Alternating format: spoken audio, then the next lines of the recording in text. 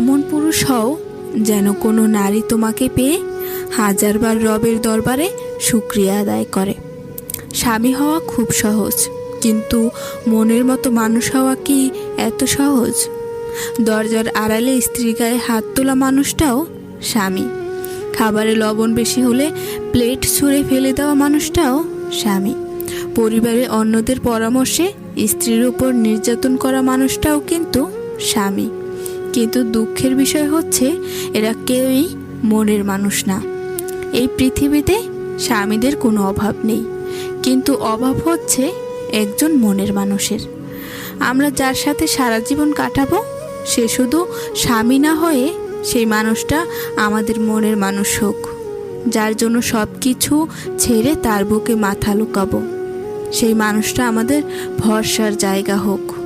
সেই মানুষটা রোদের ছায়ার মতো